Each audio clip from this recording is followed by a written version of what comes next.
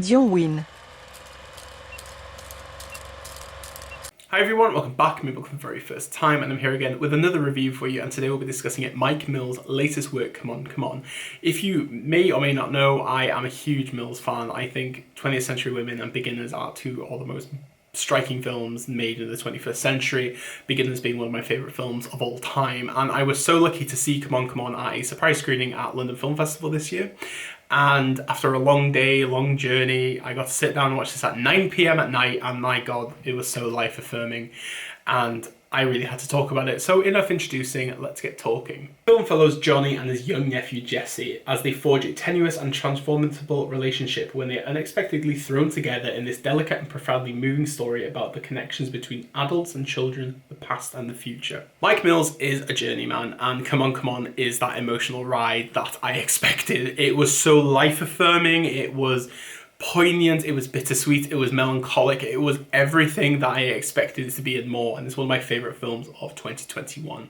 And the main message of this film is to express yourself, to be honest with the people that you have in your life.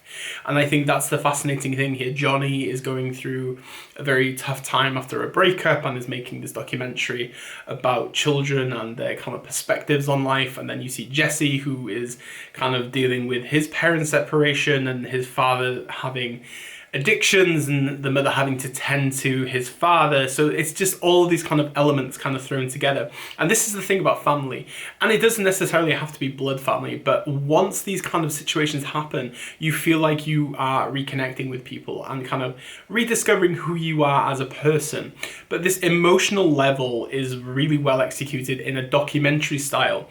And this approach is very candid and it allows a deeper exploration of both of these characters. And I think for me, on one level, the childhood perspective in cinema is always a fascinating approach, and I think Mills does it in a really interesting way through audio dialogue from the recordings of these documentaries. And Jesse is just recording what is going on around him, so you kind of get to know a little bit more about Jesse and what he's going through.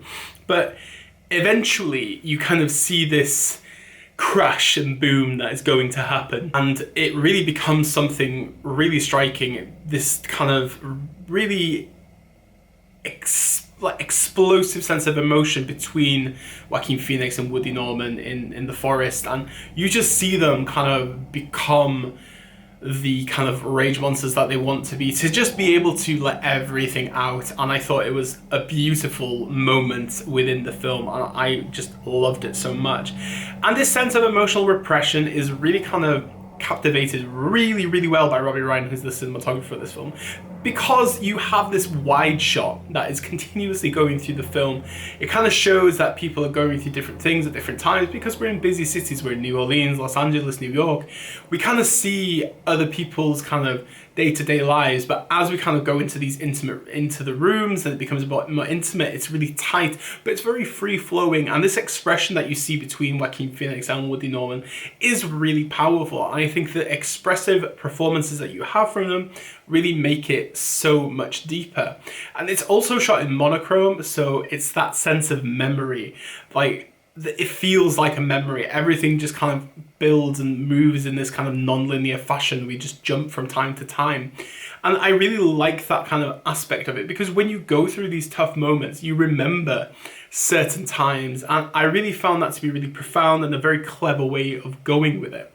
But what Mills is so well known for is his dialogue. The dialogue is so free-flowing, it's so natural, it really fits into the aesthetic of what you are seeing on Come On. And it wouldn't shock me if he gets another kind of screenplay nomination for this film. But it really is Joaquin Phoenix and Woody Norman's film. I really love their chemistry. Woody Norman is a really young British actor who had one hell of an American accent and tricked everybody, because I had no clue he was British. And I was like, damn, this is impressive. But I really love the way he carried this emotional burden. But seeing Joaquin in an indie like this again was kind of lovely to see. And I think this kind of hubris that they had and this deeper, really nourishing kind of familial connection that they had was utterly beautiful. It's a poignant reflection and it has such a bittersweet essence, but come on, it really is one of the standout films of 2021 for me, and I really dug it, and I really cannot wait to see it again. If you haven't seen any of Mike Mills' films, I really would implore you to do so. So if you've seen Come On, let me know in the comment section below what you thought of it, and if you haven't, let me know which one's the best, beginners or is it 20th century women? I'm always intrigued to know. So thank you very much for watching this video, and I'll be back with another review very soon. So see you soon. Bye bye.